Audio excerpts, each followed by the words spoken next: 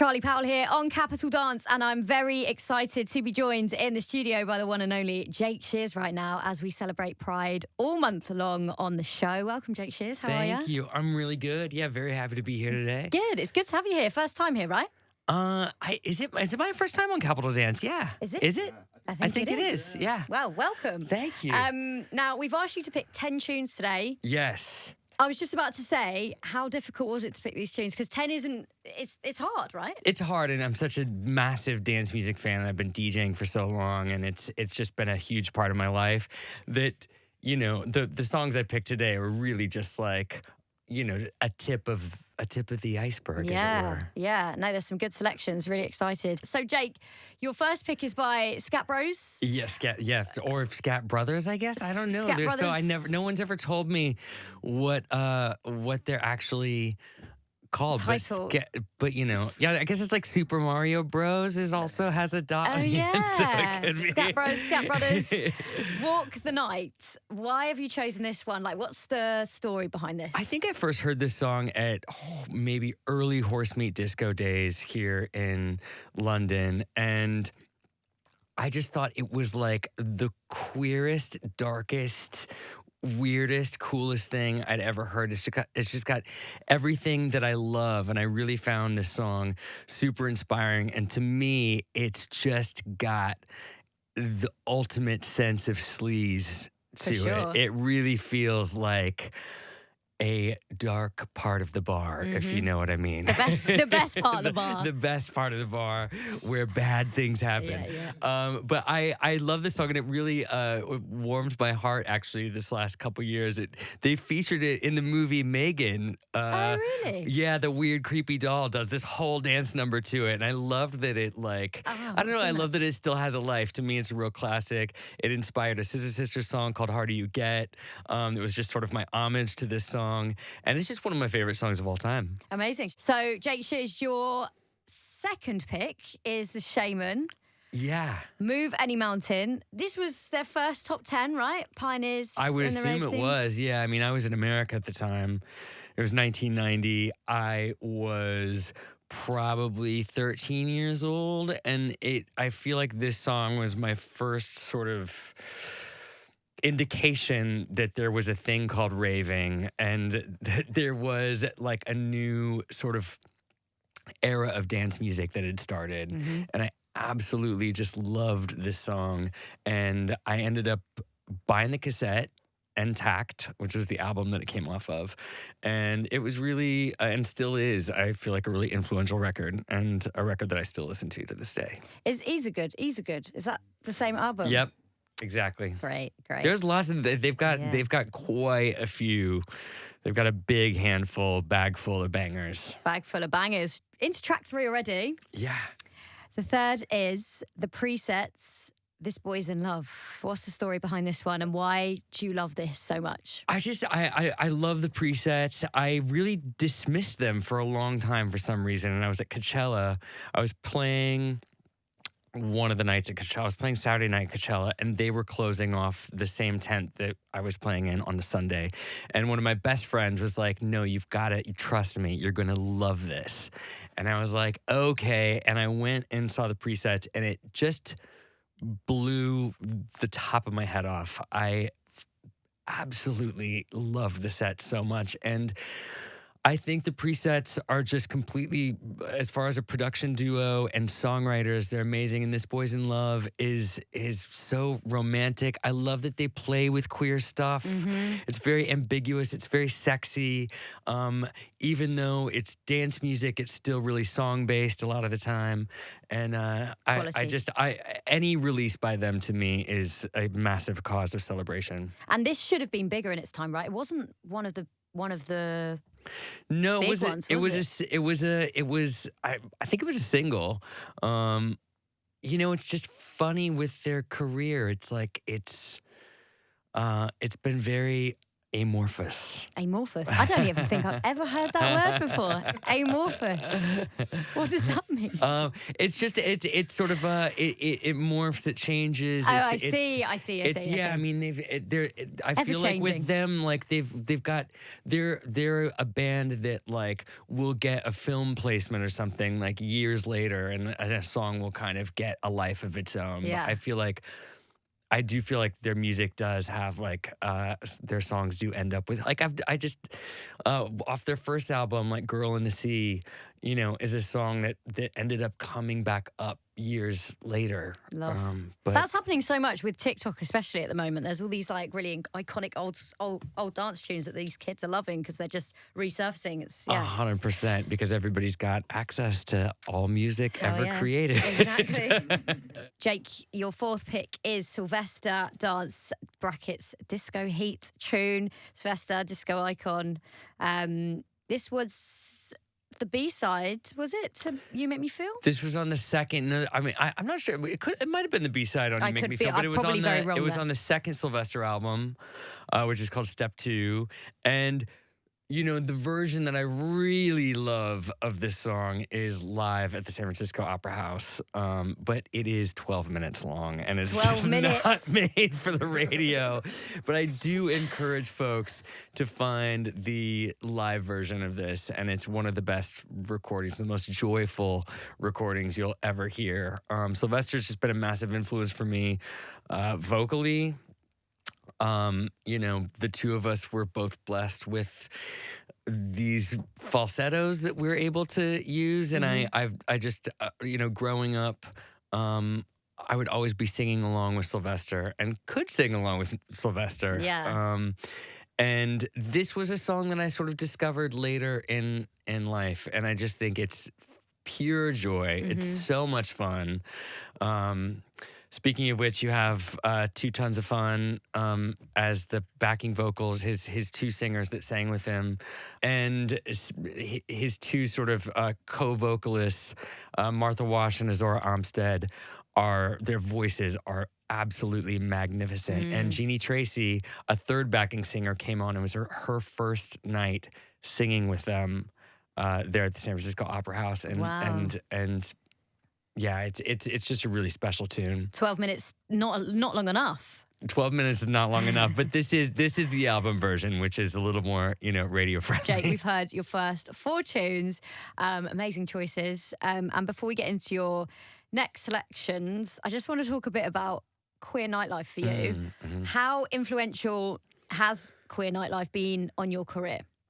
Massive. I mean, just you know, from being 18 in Seattle and getting a phony ID to go out to Aerospace, this legendary Seattle nightclub at the time, to New York. I got to New York when I was 20 and kept that phony ID and managed lost that phony ID a week. I forget, in America it's 21, isn't it? 21, and I lost. I was working at a burrito stand and got somebody left their ID. This guy named David Joseph Wiktorski, who was balding and was like in his early 30s, and somehow that ID worked for me for years. Really? And about a week before I turned 21 in New York, it vanished.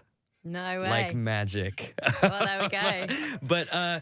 But no, going out was really important. And when I got to New York, you know, just going to places like the Cock and Lux, where the electroclash scene was starting. I mean, I think it's a place, especially, you know, when you're coming of age, if you're interested in getting interested in dance music and getting interested in DJ music and fashion and dressing up and being weird and being strange and being able to do performances. I just think it's like a great arena to be a creative person and a safe place for queer folk. Which is important. And what is it the same now as it was back then? Kind of what's that? I don't. When I'm clubbing now, I like to be on the other side of the decks. You know what I mean? Me too. I love DJing more than I do being on the floor. I do love dancing, but it's funny, after COVID, a couple years disappeared. And on the other side of COVID, I would sort of end up in rooms and be like, I think I'm the oldest one in here. That's not a bad thing. It's fine. And I live in New Orleans part-time, and it's a very multi-generational city, and it really, like, age is no big deal. But sometimes, I don't know, if I'm at a party these days in London or New York, I really I prefer to be DJing. But I think so. I mean, the interesting thing about clubbing is that when you get to the age when you're like, everything's done, it's over, it's actually not. You just don't know about it. Yeah. You know what I mean? Stuff just keeps moving out to the fringes. It always will in New York. It definitely all went into deep Brooklyn. And I think in London, I've been to some clubs really sort of on, outside of town almost. And I think that that's really where stuff is truly happening. Yeah, for sure. Yeah, it's kind of, it's a funny, there are some specific great kind of queer venues and events, but mainly it's very minimal house now. Yeah, and also, I feel like post-COVID, it really, with queer parties, it turned into large ticketed events and the sort of smaller things. I mean, I just love finding, one of my favorite DJs, Felix Dickinson, this last year was playing at this, it was kind of this party pub not too far from where I was living at the time. And it was just so nice. It was, it was mostly a straight party. But I still loved the space, and being in more intimate environments are really nice. It's also, you can be more spontaneous with that. With big ticketed events, you've got to plan weeks ahead. Things sell out. It's you can't just sort of up and decide, oh, let's go out tonight. Let's go have fun. It's you have to be planning so far ahead, which to me is not as sexy. Yeah. What did I see the other day? It's a privilege now to go out, whereas you used to be able to just rock up and there'd be events everywhere, and it'd just be part of a Tuesday night. But now, you have to plan in advance. And and that's one thing about what I love about my city of New Orleans, which I'm, love living in part-time, and it's, you roll out of your house whenever and you get in the streets, and the party's in the streets, and you just walk into different venues. There's no ropes. There's no admissions on anything. Yeah. You just roam around in the city, and that's a real joy. That's good to know that it's still happening somewhere. Yes.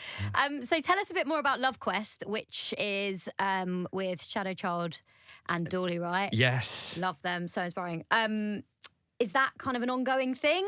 Yeah, we need to make some more music, but we did this collection of songs that we put out this last year, and I just adore them. I've known Dorley for a long time, and Shadow Child is just, we the three of us had a single under the name Avec, must have been 12 years ago. So we've known each other for a long time, and it was just really fun to do something different and to have kind of it was sort of our influences were, I feel like the three of us sort of made this special little concoction that I could never have done on my own, and I don't think they could have either. Yeah, love that. What's that? Climbing, I think they made together. Piano Weapon, such a good tune. Oh, yeah. Yeah. We are into track number 5 now. Great. Basement Jaxx, Rendezvous. Big tune from 1999? Yes. And it was right when I moved to New York. I'll never forget it. I just moved to New York, and the full album had come out. And it's an unskippable album. Every tune on that album. Every tune is so good. But I will never forget the first time I heard Rendezvous, and the little dum dum dum hook that sort of starts the song out, and the beat. I just think it's so timeless. I think Basement Jaxx are just one of the great, just banging party acts. We play a lot of it still. It's timeless stuff. I love their records. And Rendezvous was just one of those, it just felt like that the end of the 90s going into the next century. It was a really exciting moment. And I was just so hungry for music at the time. And I remember the loft I was living in New York, which was just, I mean, my God, it was like living under a bridge. It was Really just, I was living in cool. this really raw, cold Nice. space. But I had my music set up and I was just constantly bringing stuff home and listening to it. And yeah, this is one of those records that I will always remember the first time I heard it. Your next pick is Rixop, The Girl and the Robot. Yeah, it's Robyn and Rixop, Girl and the Robot, and this song, I mean, Robyn's, of course, just like such phenomenal. a queer icon. Yeah. An incredible songwriter. And this is a song that endlessly fascinates me. I think it's so complex. It's so emotional. It's so fun. It's about this woman who's basically realizing she's in love with a robot, which I think is a metaphor for being in a relationship with somebody who's just turned into an automaton. There's a kind of, it's about emotional differences. Yes. And the chord progression in this song, I've studied the chord progression in it. It's so cool the way it comes back around on itself. And it might have a funny time signature too, but it's a chord progression I've really like looked at and been like, how did they do it? To me, this song is quite a bit of a magic trick. It just keeps, it sort of rotates and it just keeps getting more and more dramatic, and it's almost like classical music.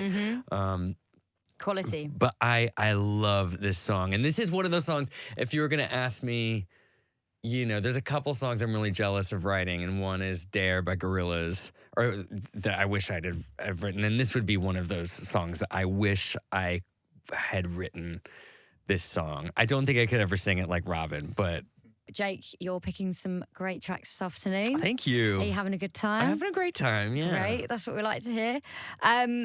So I want to chat now about kind of growing up, coming out, and the impact of moving to New York. For you, how was your experience growing up? Could you tell us a bit about your coming out journey? I mean, I've got a wild story just because I knew I was gay pretty early on, and was living on a small island with my mom and dad in the Pacific Northwest, and just... I couldn't keep it in. And I came out when I was 15, and it just sort of exploded out of me. And this was in 1992.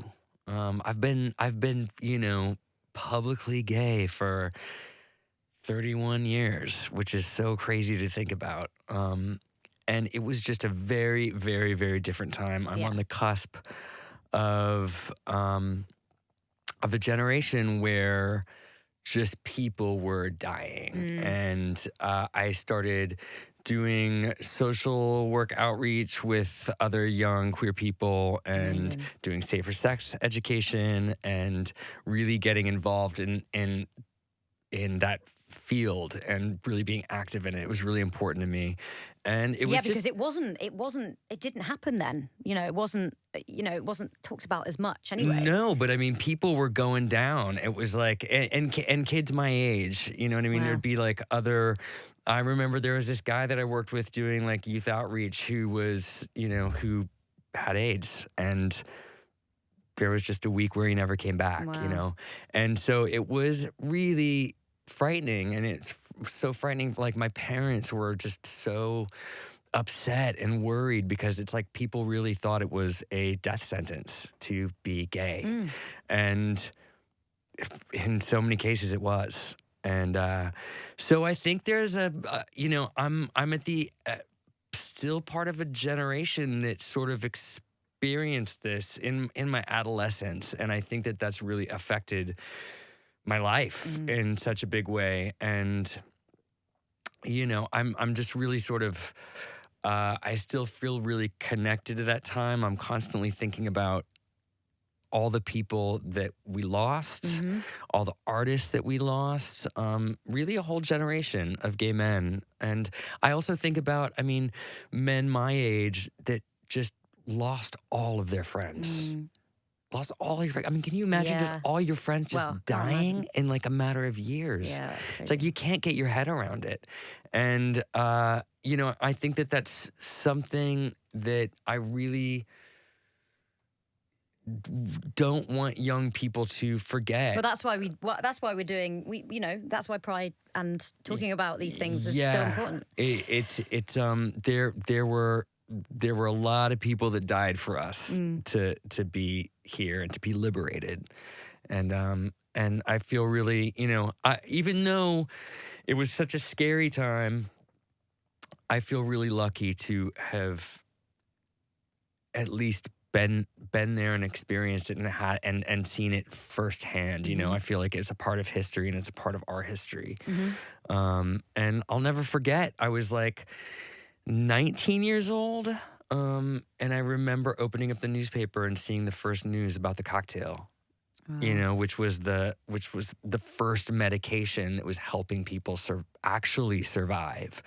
That wasn't like super toxic. That wasn't, you know, AZT was killing people. They were giving people medication that was killing them. But it was like I remember that first shred of hope. And yeah, it's crazy to think that happened. And you know. But it's important. So that was a big part of my, you know, of my Sure. youth and my teenage life, you know. And once I moved to New York, it really felt like, it's very interesting. The moment I moved to New York, it felt like sex was happening again. Sex had been so scary. And people like Mario Diaz with parties like Foxy at the Cock, and like sex was sort of becoming okay again, and something that people could do. And there was something really liberating about that. So I also feel like I witnessed, when I got to New York, this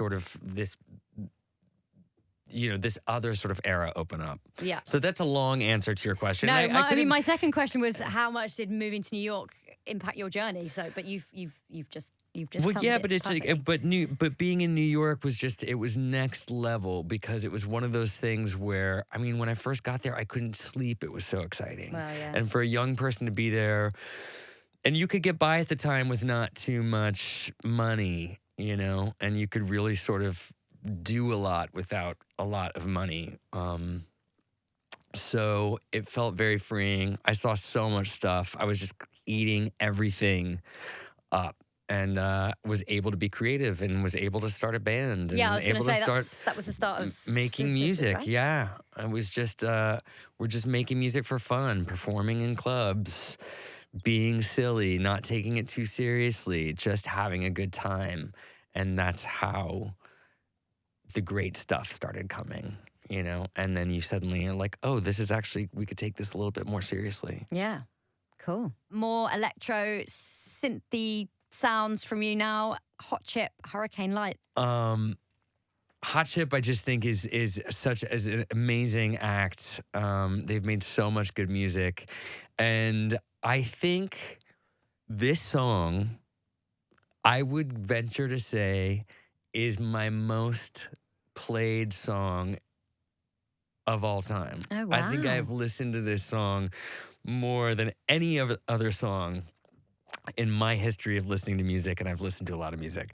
But there's something about this one that I will put this just on repeat over and over. And you're still not tired of it. Again. I'll never get tired of it. So when you know it's a banger. It's so uplifting and so cool and smooth, and just this one just makes me really, really happy. Jake, your next pick is Fern Kinney, Love Me Tonight. Love, love, love. Yeah. Oh my gosh. This became popular through remixes, right? I learned of this song, I think I first heard it at Horse Meat, probably around 2010. And the version I heard was, there's an edit of it that's very sort of hypnotic and repetitive. But I just will never forget the first time I heard this one. I just think it's so beautiful. Her voice is so great. It made me a big fan of Fern Kinney. She's just got a really, really, really unique voice. And this is just one of those songs on the dance floor that just sort of takes you onto another plane. You know, it's really heavenly. It's really beautiful. I love the sounds of it. It's so sparkly. And my memories of this is I just think of a place like, the dance floor Horsemate. Yeah, love that. Jake. Yeah, hi. Song number 9. Number 9 is I'm telling you, he's my favorite DJ producer of all time. He's Tiga. from Montreal, Tiga. I have massive respect for him. His last release, he just did a whole album with Hudson Mohawk. Oh, stunning.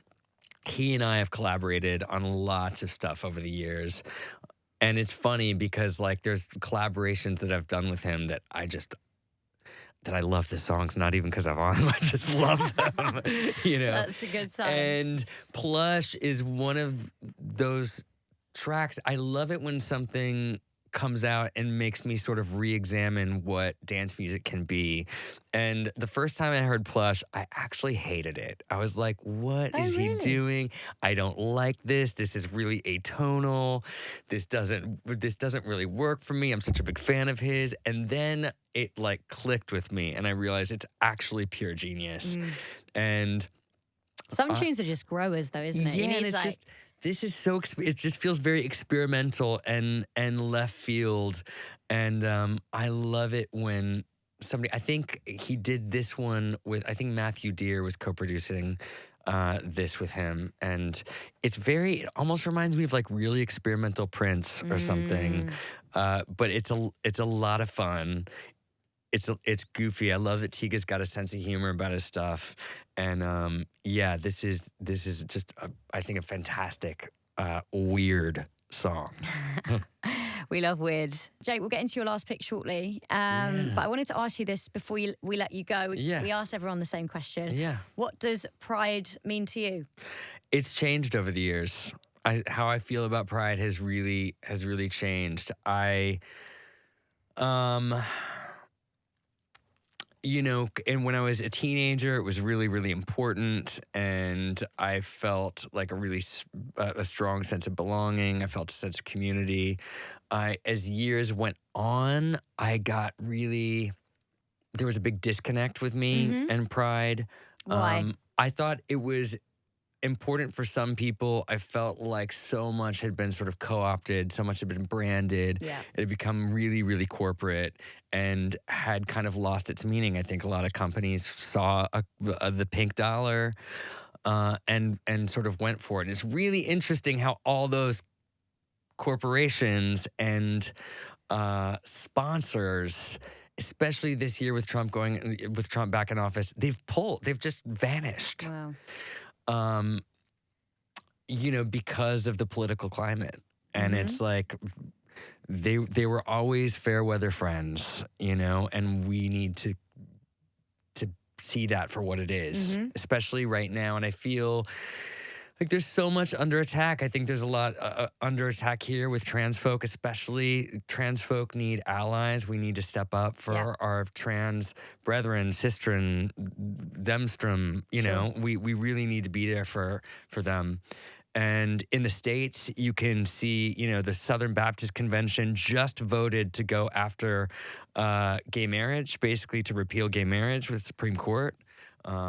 Which they had just done with Roe versus Wade a few years ago. I mean, they see an opportunity and they see a moment of vulnerability with the queer community, and here and in America. So I don't think it's time to rest on our laurels and be passive. And I think this Pride is really, really important. I think it's important for people to speak their minds. I think it's important for people to be out in the streets and just get off of your couches and allies and straight people to be out there and show that there is still a long way to go. Still a long way to go, and that we're not gonna take it. Yeah, we ain't going anywhere. We're not going anywhere. Yeah. I do this podcast called Queer the Music, and I interview just all kinds of queer legends and people that sort of have a queer music legacy. And I interviewed Rob Halford of Judas Priest. Amazing.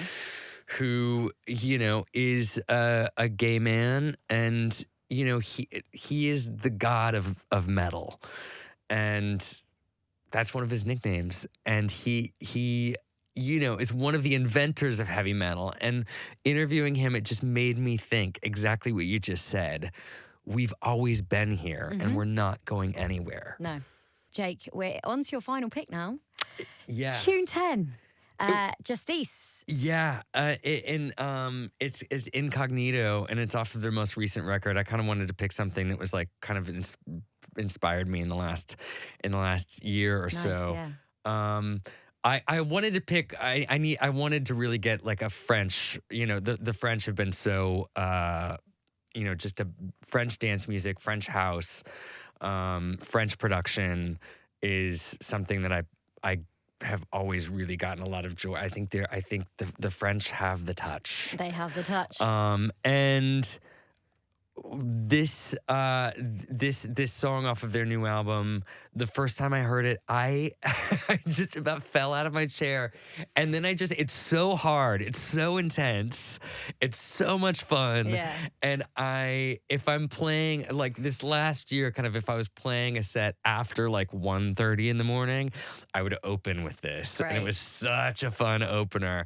But it's definitely like in your face. And it's like, this is the kind of stuff that I want to hear. Like, give me that. Yeah. Whatever that is, like it's that's got the juice, So I want to know the and recipe. I opened my set with this at Feel It here in London. Oh, did you play Feel It? Played Feel It. Love. And opened with this, you know what I mean? Which I love Feel It so much. It's one of the it's an amazing night, Because you've got to, and DJing in that main room, it's like you've really got to bring it. You've got to bring it, but you're also allowed to be creative. Yeah. And you don't necessarily have to just be this or that. You can be creative, but you've got to have a plan and let them have it. And I just love that club for being a place that you can do that. It's really important. Yeah. Great. Jake Shears, thank you so much for joining me today. Thank you, Charlie. This has been so much fun. It's been so much fun. It's been a joy to have you here. Your picks have been incredible. Busy summer ahead, right? Busy summer. We just finished the UK Arena tour. And then now we are doing the Tits Out tour in America with Kesha. The Tits Out tour. It's Scissor Sisters and Kesha. Love. Which is, I think it's going to be like peanut butter and jelly. I think it's going to be like a little match made in heaven. Yeah. Like, who'd have thunk? And then actually it just makes perfect sense. Love her. But we're going to be on tour in America for like 6 weeks, coming back and playing Hardwick Live, headlining one of the nights at Hardwick Live in mid-August, and then playing with Pet Shop Boys at Sandringham Estates. And I'm just so stoked to be playing with Pet Shop Boys. Yeah. They're just, I think they're incredible. So we got a big summer ahead. It's going to be, and Glastonbury. Oh, you're playing Glasto. Headlining the Woodsy stage on Saturday night. So, oh my gosh, that'll be amazing. It's gonna be really fun. I presume you've done a load of Glastos before, right? I have, yeah, and it's one of my favorite gigs in the world, and this one's gonna be especially special. Scissor Sisters, we've been playing our first shows in over a decade, and we've been I've got to say, we've been absolutely killing it. Yeah. I think the band is the best it's ever been. Wow, And long time coming though. yeah, it's been nice to sit on it, simmer with it, think about it, and come back and Smash it. hit him with the he. Yeah.